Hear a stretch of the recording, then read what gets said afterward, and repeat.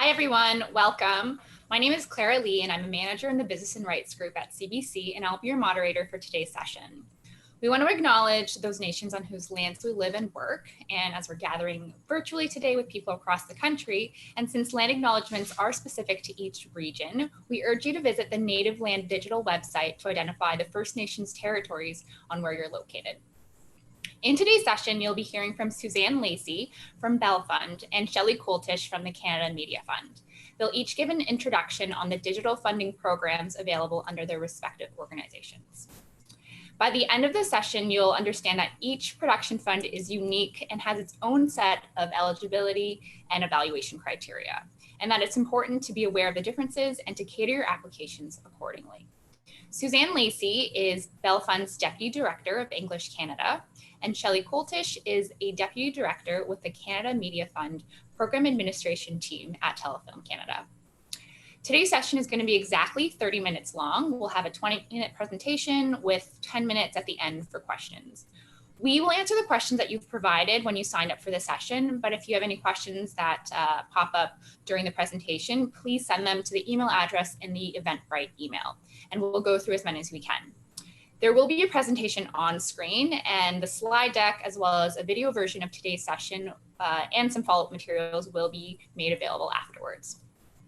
Let's go to the next slide. Suzanne is going to start us off today and provide a list of considerations to think about when looking for financing through a digital program. She'll then go into details about the Bell Fund short form digital series program and quickly review some sample finance plans. Then Shelley will go through the CMF digital linear series program and provide tips to keep in mind when putting together an application for consideration. Let's move to the next slide, and Suzanne from Bell Fund will take it from here. Thank you, Clara. Hi, everyone. I can't see myself on the screen, but maybe that's just how I have myself set up, so I'll just jump in. I'm Suzanne Lacey from the Bell Fund. I'm Bell Fund's Deputy Director for English Canada. The Bell Fund is one of several certified independent production funds. We support production of short-form digital series, both fiction and nonfiction, and TV, and we have a slate development fund. But for today, our focus is on the short-form digital series program. The Bell Fund is a small but mighty team with our Montreal office handling French applications and our Toronto office handling English applications. I want to add as well that we really encourage creators and producers from outside of Ontario and Quebec to apply. We try to get out to meet everyone. In the pre-COVID days, I was recently in Halifax, Manitoba, Banff, Vancouver, Whitehorse last year to meet with producers, and also through our industry development program, we support organizations like the Doc Institute and Imaginative to run some really effective programs that are geared to producers outside of the major centers and to support underrepresented voices. So we're really excited when we see these efforts pay off and we see applications coming in. So do get in touch with us. We will talk with you. We will answer the phone. Well, in this case, your phone calls will be directed to us. We continue to be available to you.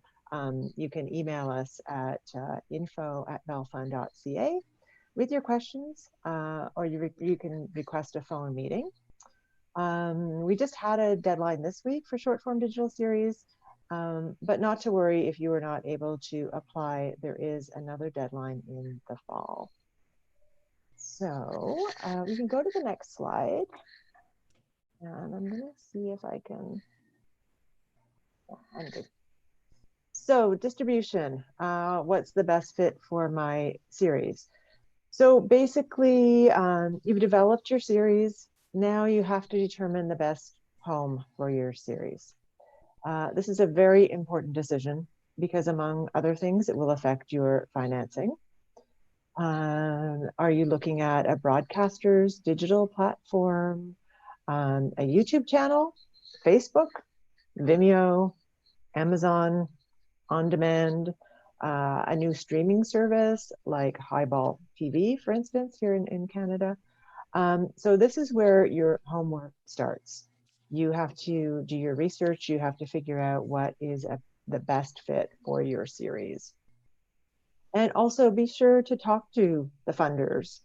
You know, we're here to talk to you, see if the channel you are considering is acceptable to the funder that you plan to go with.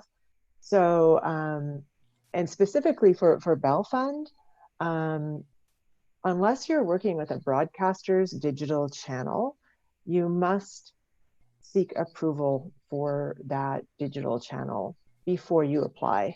And to do that a little bit in advance of the deadline, so we have time to do the pre-approval. So make sure you leave time for that. In terms of financing, yes, there is money, but you do need to do your homework. First, of course, you have to create your production budget, and you have to create your finance plan. And you're going to look at all the various options there are for financing, such as the Certified Independent Production Funds. We call them CIPFs for short. Bell Fund is one of those. Also, the Independent Production Fund, also known as IPF, the TELUS Fund, for instance.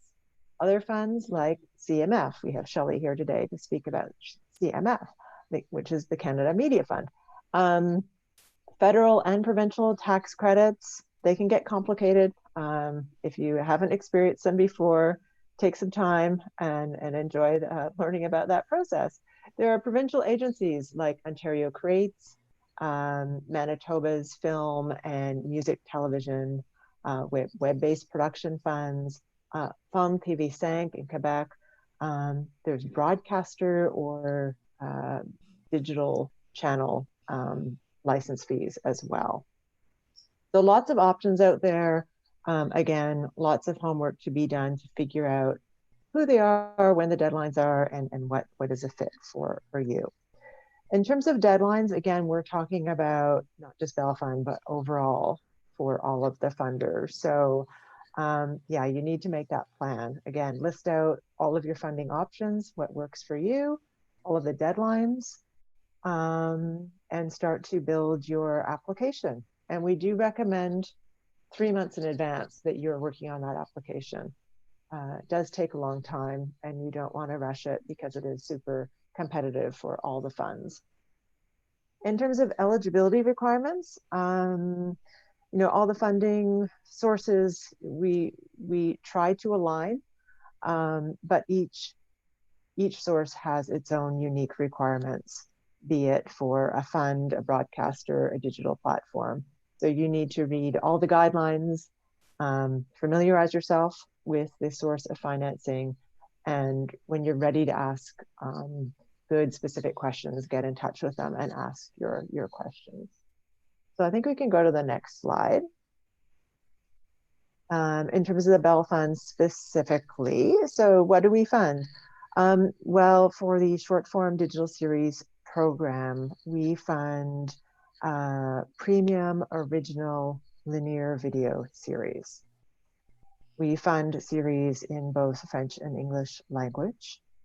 The episodes can be a maximum of 20 minutes. It used to be 15. We increased that to 20 minutes this year. And you still need a minimum of 6 episodes in your series.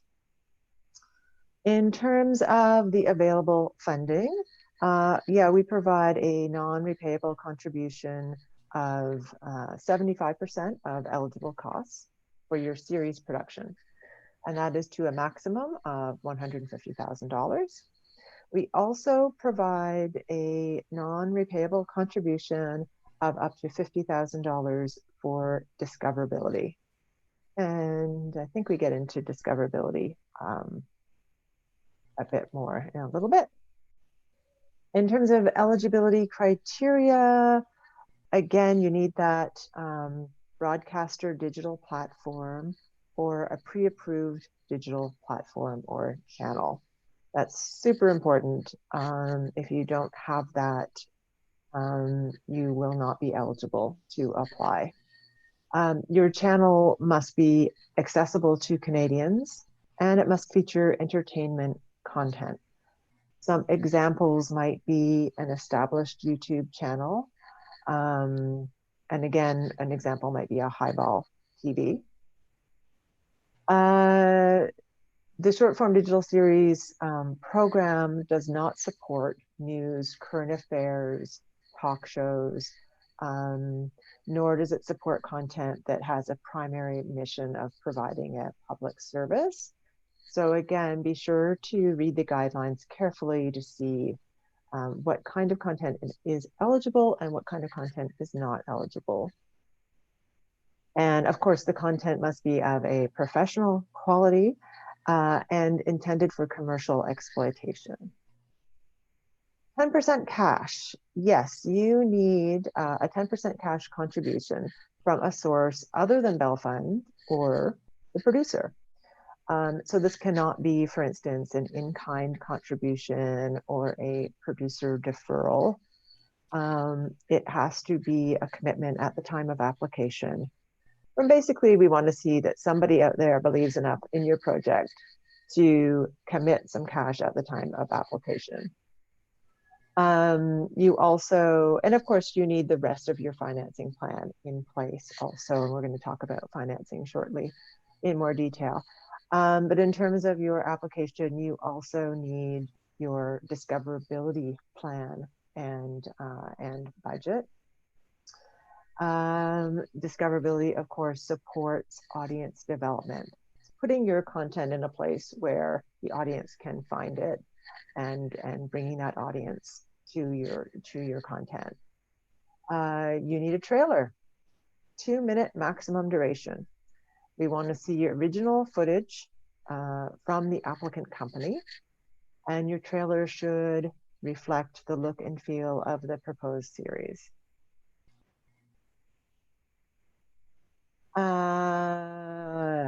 Okay, next slide.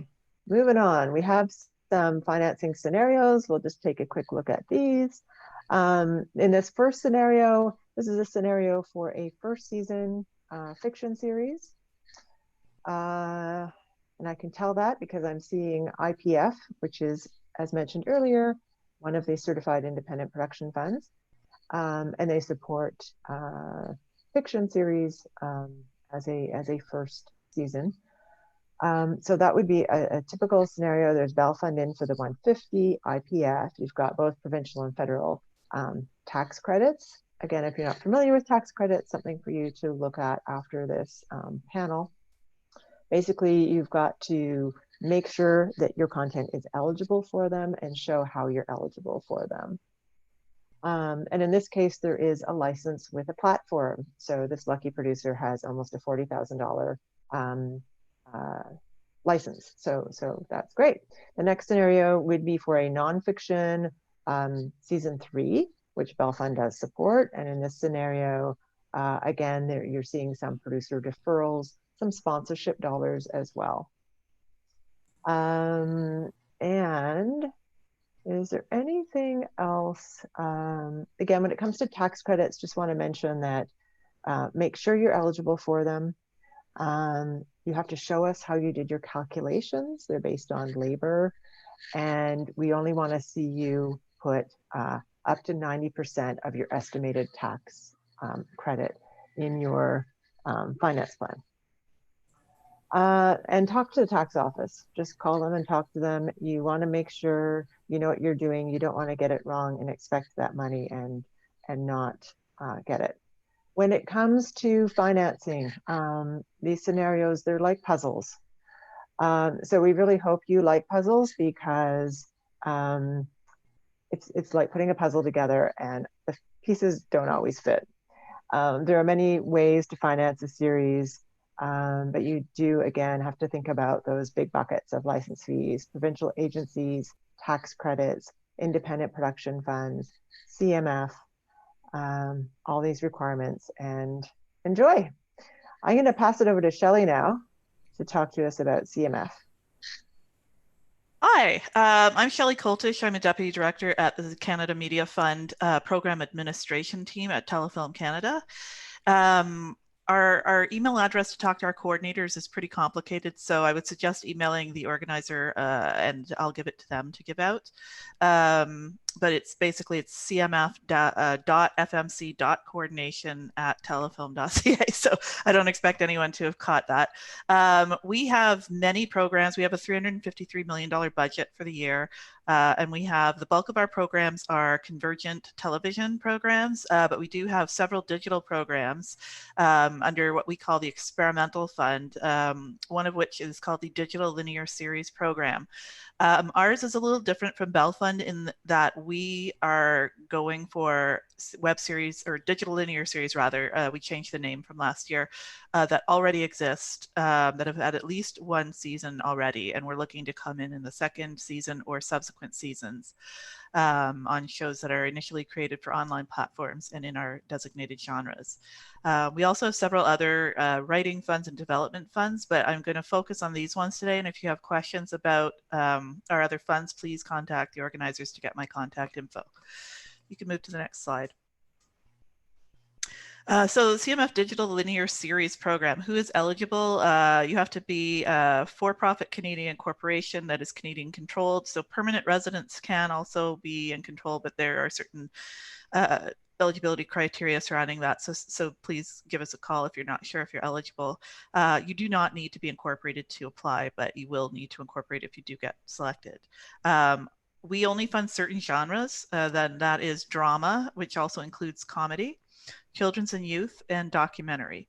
So for our nonfiction programming, it's documentary only, which needs to have some sort of a critical analysis of a subject. It cannot be lifestyle or reality shows. The series must be in its second season or subsequent season, and the series must have at least 3 episodes of at least 2 minutes in duration. We need to be able to see the previous season in order to know that you qualify. It has to have aired on an online platform. How much funding can you get from this fund? So it's a selective fund. We hire a jury and you can ask for 60% of the project's eligible costs up to a maximum of $250,000. Our funding is not a grant. It is a recoupable investment, which is based on gross exploitation of revenues minus commission and expenses. CMF does get a portion of the net revenues to get their money back. So we are looking to see that there is market interest in your series. We want to see your Google Analytics from the previous series or any other kind of information you can give us, critical success, awards, anything like that. The evaluation criteria used by the jurors, there's 40 points for market interest, which is broken into 20 points for the previous seasons and 20 points for the current season, the team, and the creative elements of the scripts or the documentary idea. You can move on to the next slide. So we have one deadline a year at the moment for the Digital Linear Series Fund, and that deadline this year is October 1st, 2020. So some tips on applying for our selective funds, and this would be any selective fund really, but specifically this one. We have a portal to apply. It's called Dialogue. We suggest that you sign up for this if you're interested in applying. You can also, if you're not sure if your idea is eligible, you can put through a pre-application consultation request for us to read your project synopsis and tell you whether it would be eligible. But sign up well in advance of the deadline. You can't sign up for Dialogue and apply on the same day. It doesn't work that way. You really need to do it in advance. Use the pre-application consultation service if you have eligibility concerns, as I just mentioned. Only submit your project when it's ready. So when Suzanne was saying give yourself at least 3 months, that's exactly what I would say too. I have had people who discover the program like the week that it's got a deadline and they try and whip something together at the last second. It's never a good idea. You really do need to take some time with it to do a thorough job. Look at all the evaluation criteria and the guidelines and make sure that you address all of this. So the scoring criteria is published in the guidelines. Just read that through and make sure that you're addressing all of the things in the little bullet points under each scoring criteria. Also use our documents, use the required documents checklist, which at the back has a full dialogue guide that tells you every field in dialogue and what to put there. The required documents checklist is very detailed. Use our budget template, do not try to make your own. Just follow our rules essentially, and that will help you make a thorough and competitive application. And then at the end, when you get your decision, whether you get the funding or not, you are able to access the comments from the jurors, and I encourage you to take a look at their feedback. So yeah, I'm going to wrap this up because we have questions and answers. So that's it for me. Awesome. Thank you both, Suzanne and Shelley. All right, if you, for the audience, if you have any questions, please start submitting them. I've already got a bunch my way, so we're gonna get right into it. I'm gonna start the first question for Suzanne. So you've noted that sponsorships and producer deferrals are acceptable forms of financing. Is crowdfunding allowed as another source of financing? Yeah, I'll just quickly say that would be fine. What we would say is you would have to have secured that in advance of applying. Yeah, same thing for CMF. We do allow it. Depending on the percentage that it is of your budget, because we're a recoupable investment, it could be an issue if a lot of that is foreign support. But if you have any questions about it, you should just call us and talk to us about it. But definitely you need to have secured it in advance to put it in your financial structure. Great. We've got a couple questions for Suzanne about what is considered an established YouTube channel? In terms of established, so basically we have a pre-approval form that we've implemented this year for, again, those non-broadcaster digital channels, because of course there are loads of digital channels all around the world. And so we have to go through the process of making sure it's a good fit for you. So you have to have the channel fill in this pre-approval form and you both sign it. And if you look at that form on our website at belfund.ca, it'll give you an idea of what we're looking for. Certainly we want to know that the channel is a good fit for your content. We want to know that it features current content. We don't set specific marks, benchmarks for subscribers and analytics, but certainly we're going to look at that as one of the variables when we look at the channel. And ultimately, we want to know that if your series launches on that channel, you will have a good chance to achieve viewership, right? And any other goals that you have for yourself and for distribution, and ultimately, ideally, wider distribution and monetization. So a number of variables, but do check out the pre-approval form, and that might help clarify. Great. The next question is for both of you. We've got someone wondering if co-productions with a foreign company, like they are based in Canada and the other company is based outside Canada, would that be eligible for applying for either of your funds? For CMF, yes, but there are specific rules surrounding doing that. So it's complicated. I won't waste the time here, but definitely email me to talk about it because it would take me like the next 10 minutes to go through it. We also have a variety of international incentives where we're working with other funds like Northern Ireland Screen and various other, Danish Film Institute, Film Fund Luxembourg, and some of those do accept web series. So that's something to look at as well. But again, call us if you're interested in any of those. And it's a little bit of a different scenario with the certified independent production funds. You must achieve 6 out of 10 points. And I think that the CRTC regulations say that you could have a co-production with a treaty company. I'm not aware that Telefilm has actually any treaty co-pros for a web series. No. So that's kind of the rub. I mean, the wording is there, but I don't think it's quite in place yet. So again, case by case, as Shelley says, just give us a call if you have a scenario. There might be a way to work it through. The other thing yeah. No, I was just going to say, ultimately, we need to see the 6 out of 10 certification points and the Canada spend. And beyond that, we want to support you as the Canadian creator. So talk to us about your situation. Yeah, for CMF, it's a little different. In our television funds, we do need to see 10 out of 10 points, but for our digital funds, we don't even look at the CAVCO scale. But the rule is that only 25% of your budget can go towards foreign costs. So you can have foreign key creatives. You don't have to structure it as a co-pro, but there's a limit to how much you can spend on the foreign spend. Yeah. And the project must be under the control of Canadians, like financially and creatively. Yeah, same with Bell Fund. Great. All right, let's go to the next question. So just thinking about our audience today, are there elements of either of your funds that would be of interest to emerging artists who identify as Black, Indigenous, people of color, LGBTQ+, women, and persons with disabilities? Suzanne, do you want to go first? Yeah, sure. So thanks for asking the question. In fact, we designed the short form digital series program from the very beginning to deal with barriers to entry for emerging creators, and we're really proud to have launched this program back in 2017. And it really provides an opportunity for creators to explore content outside of the traditional broadcast system, because you don't require a broadcaster involvement, and we found that that's been super helpful.